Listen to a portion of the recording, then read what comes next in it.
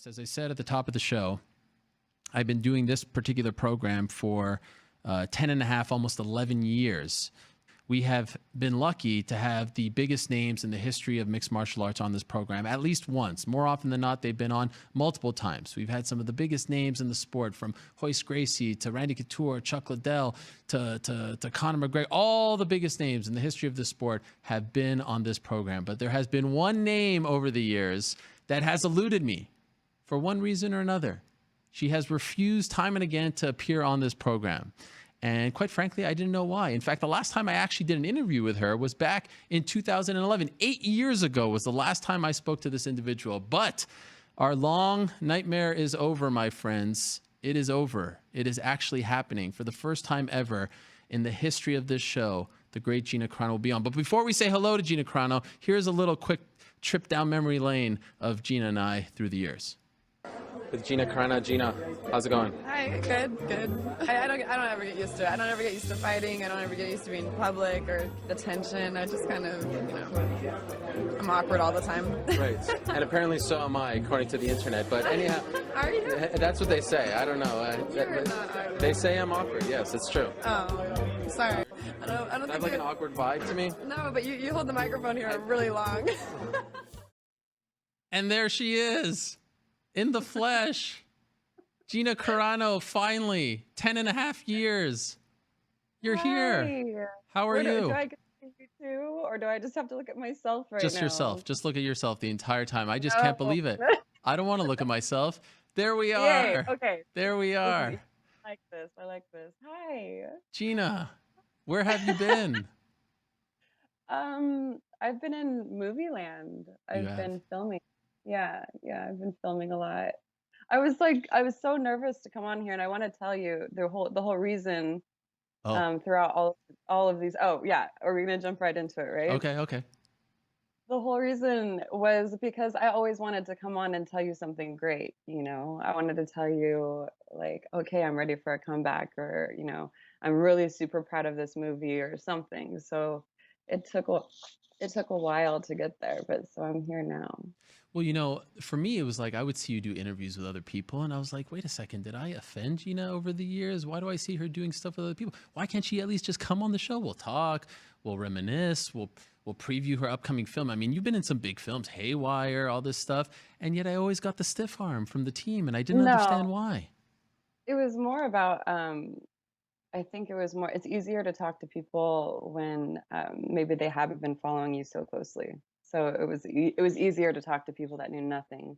But I know you've been watching everything, so I wanted it to be genuine, and I also wanted it to be in a good place when I did get to, speak to you. So 8 years. And I wanted to be proud. I wanted to be proud when I came on the show and be like, okay, this is what I'm doing. And it's been about like almost a decade in the film industry, and I've had really highs and really lows, but right now I feel like I'm on a high. So I feel proud to speak and to talk about the stuff that I'm doing. I won't belabor this point, but did you know that you were like the only fighter in the history of MMA to never appear on the show in the 11 years? Did that ever like get to your... I've said it a lot, but I was wondering if you actually knew this. To be honest, like wait, where do you keep on disappearing to? Because I don't think this is fair. I think we have to have like even. You want the whole time? Okay, I'll be up there the whole time. I don't think people want to see me. They see me enough, but sure. No, I need to see you because then I'm just talking to myself. Okay, fair enough. So what was your question? Oh no, actually, to be honest, I want to be really honest. I don't really watch your show. Not. That's. Oh my God, that's the most amazing thing anyone's ever said to me. Please continue. The way I communicate is I watch your Instagrams, Sure. I watch your Twitter, and usually when I get to know someone, I won't even really watch their movies. I like to kind of keep it like that. So I feel like we're like friends, so I don't really Okay. But so you look like you've been doing great. Yeah, things are pretty good. I mean, since the last time we spoke, I work for ESPN. I have 3 children since the last time we spoke, so a lot's happened in my life.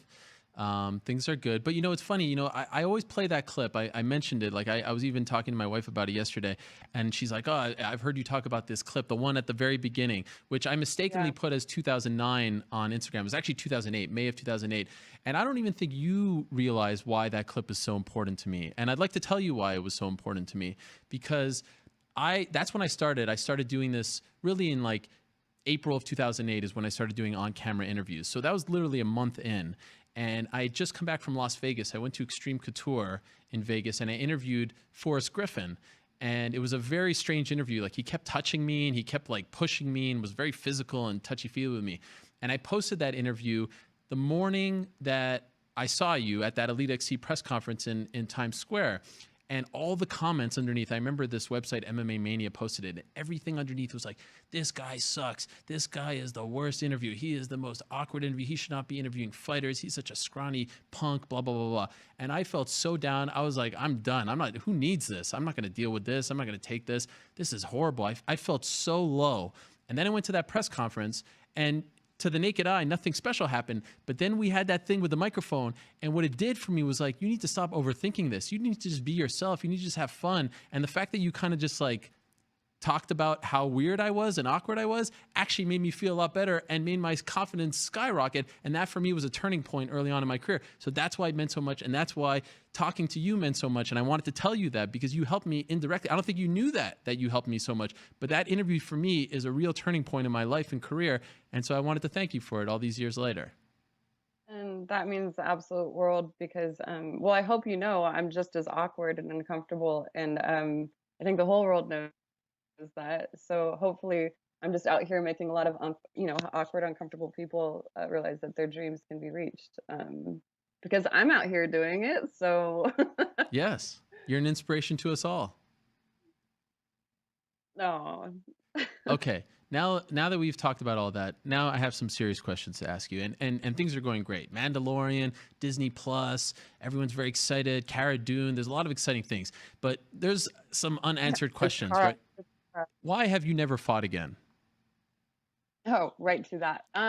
Well, so after the Cyborg fight, I got in a car because it was in San Jose, and I got in a car and I drove down the one and I went all the way to San Diego. And I was just thinking, what am I going to do with my life? That really didn't go as well. I just fought the best in the business. I don't think that I was entirely ready at that moment to have fought her, but I just remember thinking that all those years, like I remember there was a big fight between Layla Ali and somebody else, and it was like the $1 million fight, and it never transpired. And then I'd always see like these, big fights never happen, and I just knew that that's not what was going to happen with me. I was going to fight Cyborg whether I was ready or not, and so I did.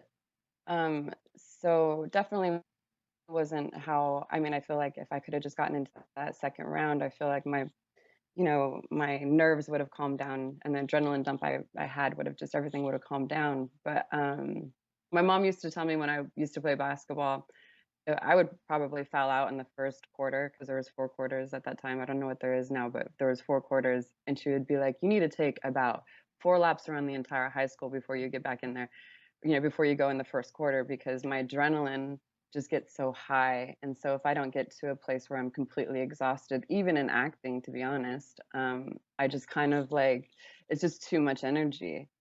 So I feel like if I was going to make it into that second round, I would have relaxed a little bit, but that didn't happen. So on my way to, San Diego, thinking, this is the biggest thing in my life. And at those moments you think, and I see a lot of fighters now, and I see a lot of actors, and anybody who does anything, they have this moment of it's the end of the world. Um, and so I was having like one of those end of the world moments, but I can tell you now that I've had so many end of the world moments that you get past the end of the world and then things somehow end up working out and it ends up being okay. So for those people out there who might be experiencing an end of the world thing, it's not the end of the world until your heart stops beating. So stick in there. So I was having one of those moments, and then 3 days later, I still I took an elbow to the top of I think it was my left eyebrow, and all the blood was like seeping down into my eye. And this agent, who wasn't really even my agent, he decided to be my agent after this phone call, called and said, Steven Soderbergh wanted to meet with me. And I said, well, I'm in San Diego. And he's like, that's fine. You'll hop on a, he'll hop on a train and he'll come out and you guys can go to lunch. And of course, my mom was like, all the horror stories you hear about like directors in Hollywood. And she's like, no, no, no, I'm going with you. And I was like, Mom, I can probably literally kick his ass. I think I'm okay. Um, so then we had a conversation, and he said that it was a 4-hour conversation. And he said, "Look, I don't have a script yet, and I don't have anything, but I think you're interesting, and I think I'd like to make a real life action movie off of you."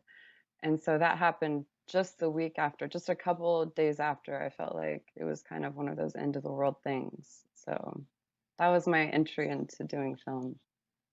And that was Haywire, right? That was haywire.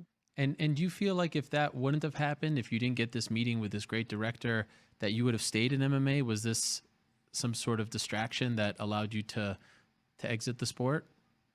Oh, for sure. No, I definitely. Well, I mean, there's not a day that still doesn't go by that I don't get down there on the treadmill. I have a heavy bag in my, I have a heavy bag in my garage, and all my best friends are fighters still.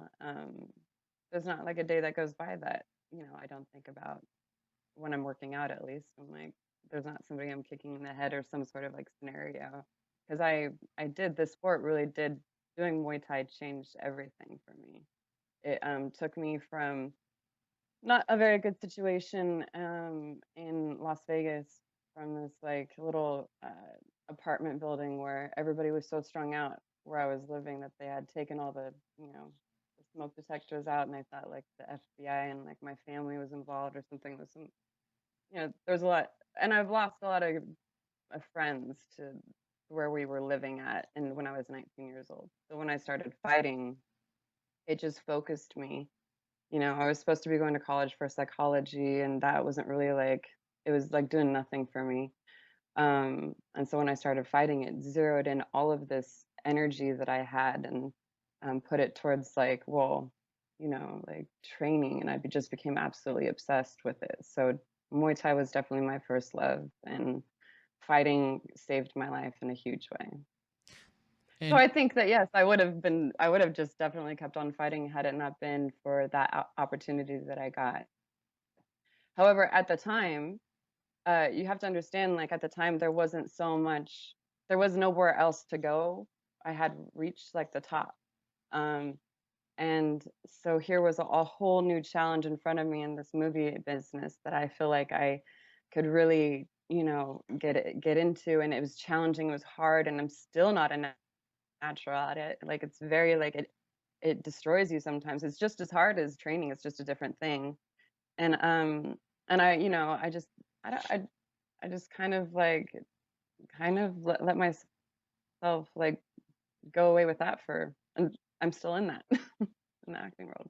did you want to be an actress, or did he convince you? Like, was this something that was on your radar, or was it just something that was presented to you, and because you had just suffered this loss, you were like, yeah, maybe this is something I could do now? I don't know. No, no. I always thought that, because I don't know why everybody tells fighters this, or anybody tells anybody this, like, you know, they're like, okay, when are you gonna go Hollywood? Like that's such a like easy thing to do. By the way, that's like almost nearly an impossible thing to do. Like, um, so when I was younger, or when I was fighting, they would say those things to me, and I would be like, that never even crossed my mind.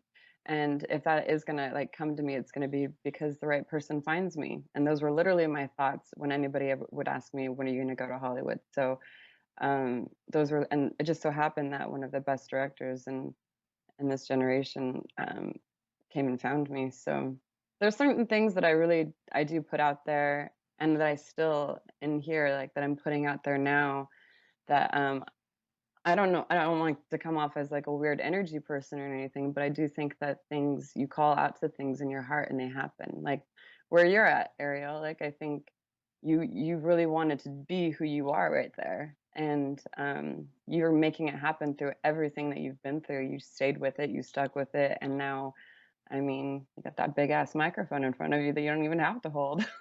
Isn't it wonderful? Yes, I don't have to worry about holding it too long at the subject's face. That is a good point. I never thought of it that way, but that is a good point. As my voice cracks, my palms are very sweaty right now. How about you, Gina? Same thing? I'm so sweaty. I shouldn't have worn a Okay. sweatsuit. Okay. I just wanted to I've make got sure. my comfortable stuff on. My hat is my comfort Yes. blanket. I've got these little hand things, but I'm still. Um, it's really it's really nice to talk to you. It is. That just now that I know what happened with the voice and you're coming off the loss and everything you've been through, was there a point where you're just like, screw all of this? I don't want anything to do with Hollywood. I don't want anything to do with the limelight. I just want to go away. I don't want anything to do with anyone. I did that. I have done that.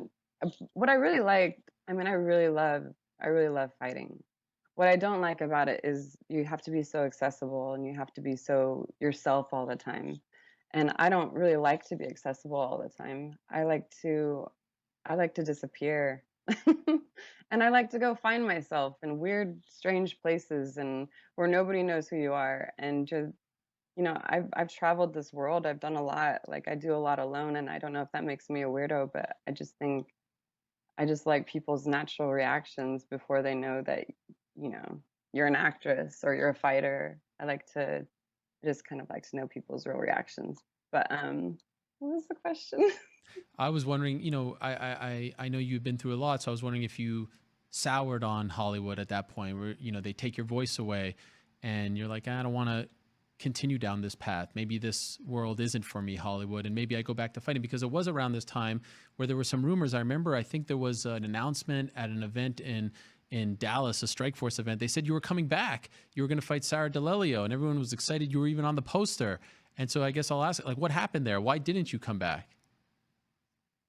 Well, so there were so many times in my life that I wanted to come back, and there's so many times I was writing the fine line between being an athlete and being, well, to be honest, most of the time in my head, I was a fighter. I wasn't an actor for a long time, maybe up until a couple years ago. So I would constantly think, okay, I'll just get through this movie and then I'll come back, or I'll just do this and I'll come back. And I have so many dues I need to pay. I came in on such a hot like director and an incredible like movie in Haywire that like I don't know. I just felt like I needed to put in my dues. And so the specific time I was training in New Mexico with Greg Jackson's team, who I adore, and I had a really great time there. I stayed there for about 3 months, uh, and I was gonna go do this big comeback, and I think I was gonna fight Sarah. Um, what had happened with that is I was headed to Las Vegas, and the day before, it's really funny how things work. Julie Kedzie and me were sparring, and I was nervous about my weight and I was all that, but I really shouldn't have been because I was 10 off and that would have been fine. Um, and we're like 3 weeks out. I think we were 3 weeks out, so I was totally good there. But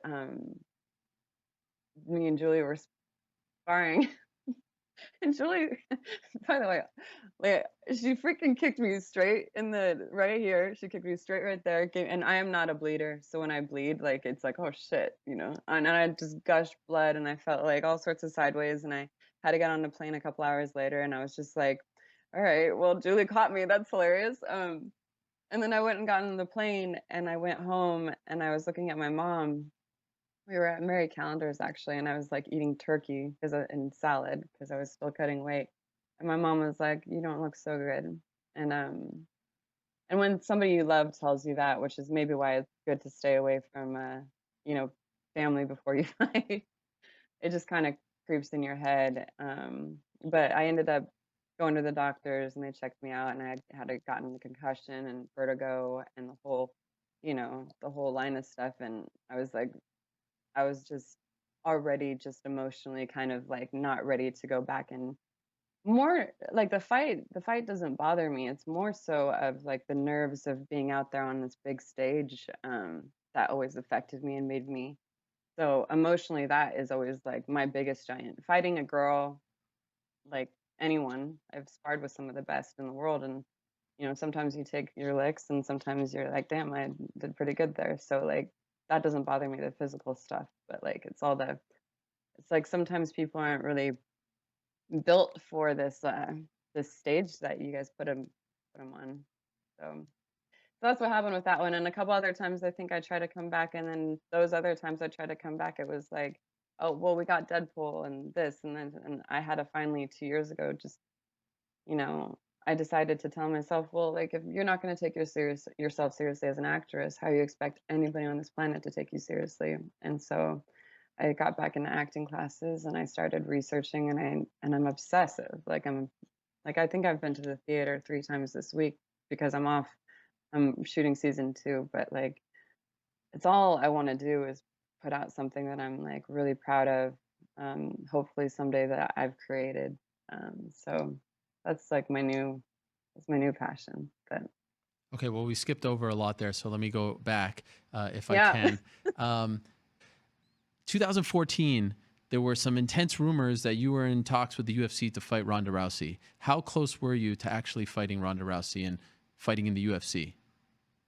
So I remember, Dana had finally called after all these years, not called me, but, like, called my representatives, and they said, they'd like to sit down and have a conversation. So, I mean, I actually met Dana long ago, um, when he was doing the WEC, and I was fighting for Strike Force, and they had said, him and Lorenzo came in, and or I went to their offices, and they said, "Hey, you don't have to fight the cyborg chick. Why don't you come over here and fight for the WEC, and why don't you fight for us?" And I was like, "Well, I've got a contract, and Scott Coker's always been pretty good to me." And they said, "We can get you out of it. We won't be able to directly like be involved, but we'll finance it." And then I just thought, I said that I signed this contract, and that's my word on there. And I said to the people and all the fans that I said I was going to fight Cyborg. So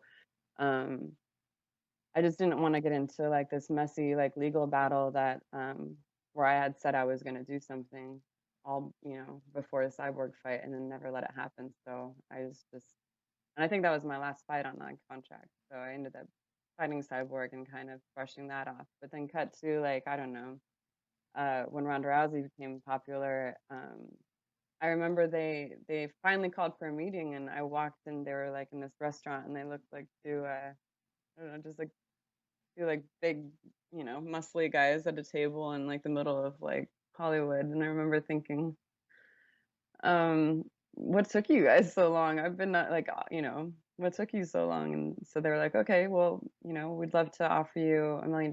We'd love to, have that fight. And I was like, um, well, that sounds great. I'm gonna need you to do me a favor then, because I've been acting now, and I'm not active in any gym, so it's gonna take me. It's gonna you're gonna have to give me some time to build a team and go join a team, which is not an easy thing, as sure as all the fighters know in this. You have to find a team or build one that's gonna like be into what you're doing. And if you haven't been like actively a part of anything, you can walk in as Gina Carano or whoever, and you still have to like, find the people that are going to really be there for you, and that takes time. So I told him, you got to just be able to sit on this for about 6 months, Dana. Like you can't say anything, and let me like get situated with that in mind, because that sounds great, and I'd love to do it. And so it was a nice dinner, and we all left, positive, and I left stoked, and I was like, okay, well, this makes sense. This is my moment to come and be back in there. And then like the next day, Dana was out there talking about me, and like saying, talking about my name, and like telling the people that he was going to sign me, and I don't even have a team yet.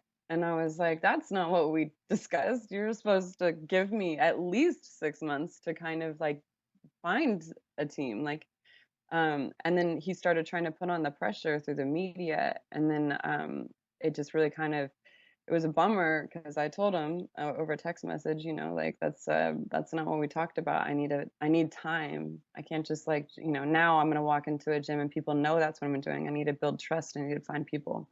And so then he kept on doing that. He kept on doing that. And I'm still, still kind of searching for a team and like feeling all that pressure. And then he sent me a text message that said, this bitch isn't this bitch is like something us around, like, effing us around or something like that. And I sent a text message back. I said, I think that you sent that to the wrong person. And he said, I don't think I did.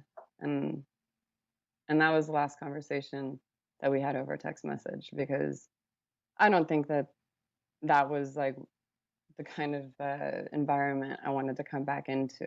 And so I just cut all communication after that text. And then I remember seeing him when Mike Tyson and my dad were getting honored at a sports hall of fame in Las Vegas. And he did come over and he genuinely apologized. But yeah, I just don't think that even $1 million, you shouldn't, you know, when people hold money over your head, which they have done since I was a little girl, it's just never been a turn on for me. If it aligns, I don't have a problem with authority. I just have a problem with abused authority, is my thing. So that was the end of that conversation. Wow. I had no idea about that. Wow. That is wild. So is that when the UFC dream ended in your mind, that you would never fight there? Well, I mean, UFC, yeah. But, there was always Scott Coker and there was all these things. But then I really, really have enjoyed doing this acting world. When I came up and when I was fighting, it was kind of like a known thing. Like you had to have a side hustle. You had to, and I've always believed in, if I make myself to where they need me, then I can do what I want. And so to not rely on anybody, to not rely on promotions, and to make myself somebody to where they need me, I learned that early on. So I don't know. And then I don't know. And then I don't know how I even got here, but I remember tweeting you the week of UFC 184 when it was Ronda Katzengano and Holly Holm, Raquel Pennington, the first time ever that it was two females headlining and co-headlining the card, so 4 in total, and asking what you thought of it all. And as you saw this actual explosion of women's MMA, and it happened with a new person, with Ronde Rousey, and she became the face of women's MMA. And I know you used to never like that term. You never wanted to be called the face of women's MMA, but you were the face of women's MMA. You got it on broadcast television. You were the first one. You were the pioneer. I know there were some before you, but you were the one that broke through those doors. What did that feel like, watching that happen without you, not being a part of that? Were you happy? Were you sad? Were you missing out? You're missing out on all of this. Did you feel like it was an extension of you? How were you coming to terms with that? I think for moments in my life, I have been, well, I've always felt so silly because there was always girls that came before me. There was Debbie Purcell, Erin Tohill, Shayna Baszler, Marlis Conan was there before me. But I mean, it was so small. So Angela Parr was in Muay Thai before me, Lucia Riker. There's like so many incredible female athletes that came before me. So at the time, I felt so silly. I didn't understand this whole face of anything. But now when I look back, I really am genuinely proud to have played that role in it, and I'm still proud to have played the role of. I did want to be the first woman in the UFC, and when I watched that, it hurt in a way, but at the same time, like, look at my life now. So it was a dream that didn't get to happen, but I was able to open up doors for women to walk into gyms and make it be easier, and I'll always cherish that. Why does this make you emotional? Is this sadness that's coming out, or happiness? I know how hard it was to walk into gyms. Like there was moments where they would tell, I just went in and I kept my mouth shut and I just did my job. But there was moments where they'd be like, "Oh my gosh, it smells like fish in here! Like, get him out of here! Get him out of here!" Like talking about the women who I needed as training partners.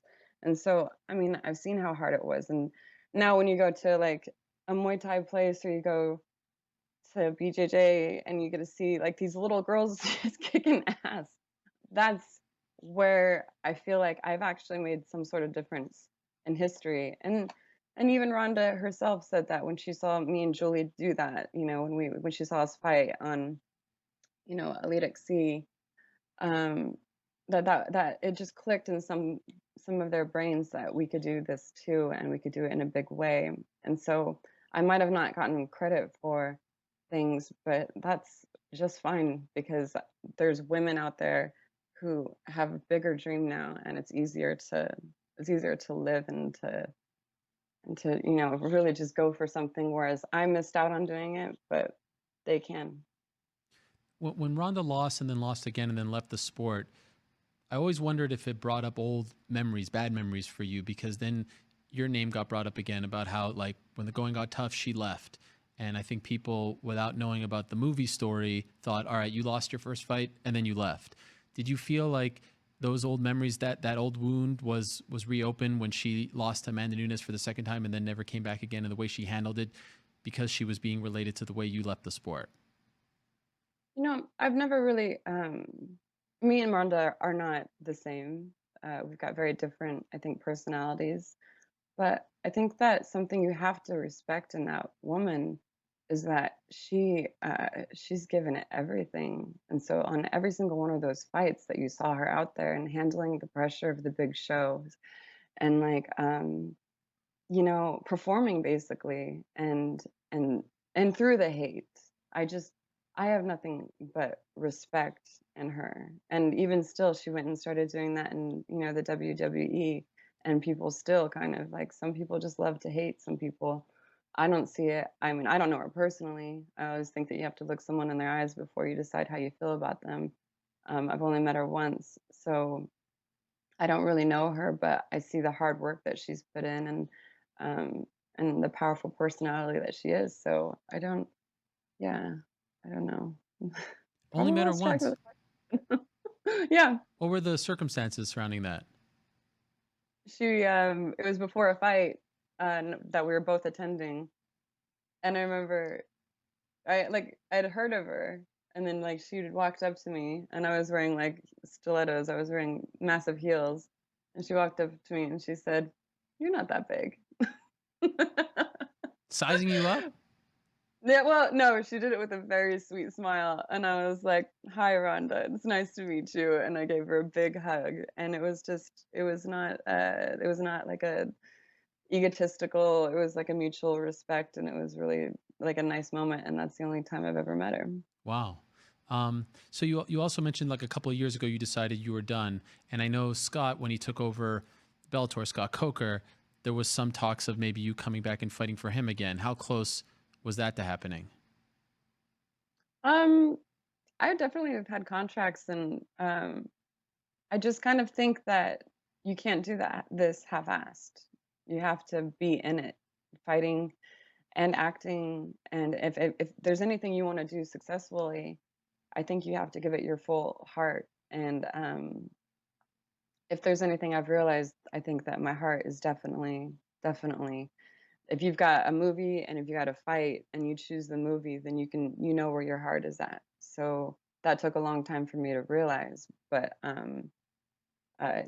now I'm completely obsessed. I'm absolutely obsessed with the entire thing of storytelling, and And so you're done. You don't even think about fighting anymore. It's all about the I think movies. about it.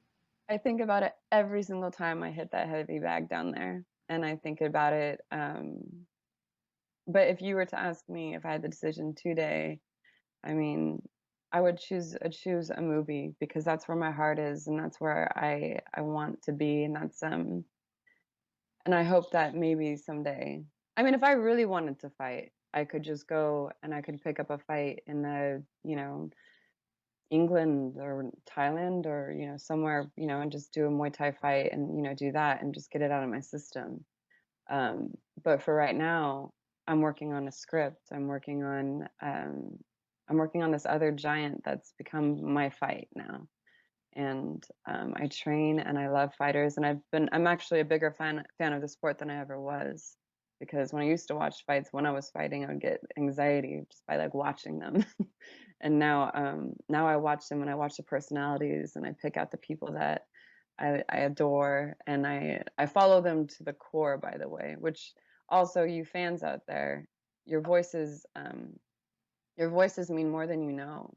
And when you find someone that you love, and when you find a fighter that you latch onto, like, follow them through thick, follow them through thin, follow them, support them. Your words matter. We read our comments.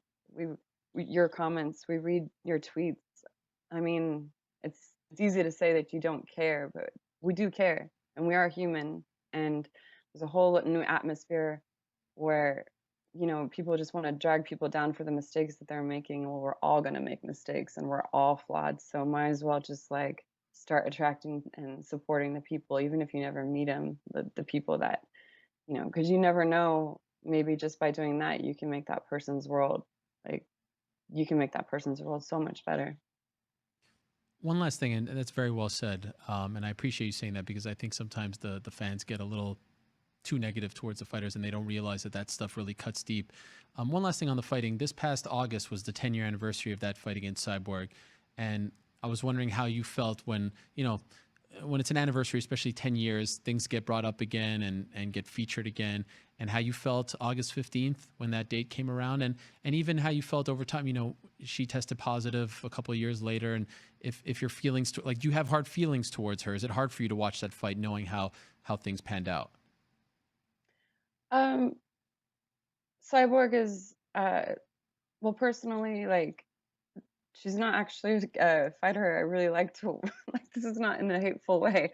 I don't like her style. I don't like the way she fights. She's not somebody that, like, I personally really like to watch fight. I like, um, but at the same time, she's one of the nicest human beings, and I can see that I've watched her struggle, through everything that she's struggled through, and I respect her struggle, and I respect, like, she's not a perfect human being, just like I'm not. I mean, like, nobody's perfect here. We're all flawed. We all have some sort of addiction or some sort of, like, fucked up thing that, like, we get stuck onto. So, like, her thing and her life, like, who am I to judge what, she went through? And, I don't know what it's like for her raising up. So no, there's never, and there is not any hate. There's anything, if anything, there's love to continue watching Cyborg's journey, and her story. And I'm fascinated how that's going to play out. And I'm fascinated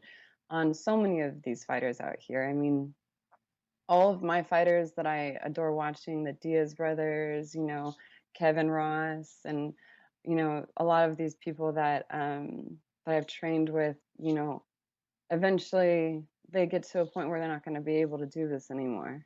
And I think that's a really scary thing for someone who's put their entire life into the sport. And it makes me nervous, but at the same time, if there's any living testament to, you get one door slammed on you, you go again, you try something else, and you keep trying. And even if it takes you a decade, if they do that to your voice, or some Brazilian beats the shit out of you on national television, I mean, would you believe my dreams are so much higher than they are even right now? I'm so excited to keep on, like, seeing how high I can raise this life of mine in this bar. So I just, I don't know, support your fighters, support the people that not all my favorite fighters win. In fact, they usually don't win. And I love that about them. Are you happy now? I'm so happy. When's the last time you Are were you? this happy? I don't know. I like, life is going well. I want to continue get healthier. I want to continue to, like, get more comfortable, get better at my craft, and keep developing everything. But no, I'm definitely pretty happy right now. With, reservations. I know people can love you one second and then they hate you another, but I just really am. I'm a person that doesn't take anything, the love and where I'm at, for granted, and I'm very happy. Are you happy? I'm pretty happy. Yeah, I can't complain. Yeah, things are good. Yeah. It's I amazing. hope. Sorry, go ahead.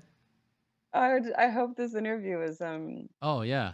It, Yeah. it is I hope it coming was to an something. end in a matter of moments, so don't worry. I've taken up way too much No, of no, your time. no. I mean, like, I hope it was like, I hope it was worth waiting for. I didn't mean to make you wait. I really did just want to be proud of whatever, I was going to come talk to you about. It's a great reason, honestly. And in a weird way, I almost kind of loved the fact that you were the only one to not appear on the show in a weird way, because that was like, it was almost like fitting in a weird way. And people would ask me why. And I'm like, I don't know why, but it almost, I don't know, it just kind of works.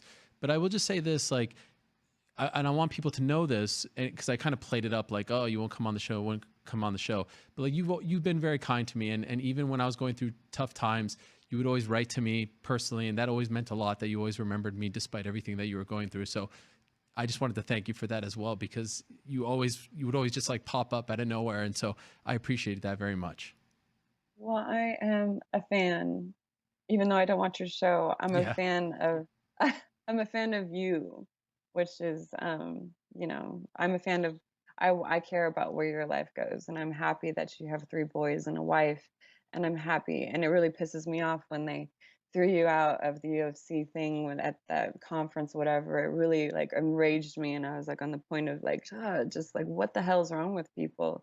He's just doing his job, and he's doing it well, and he's asking tough questions, and so so I've always been a fan of yours, and I always have your back. So if you ever, need it. But maybe not another interview for like 10 Yeah, years. geez. So what is it? Can we say it on the record? Is this like it for 10 years?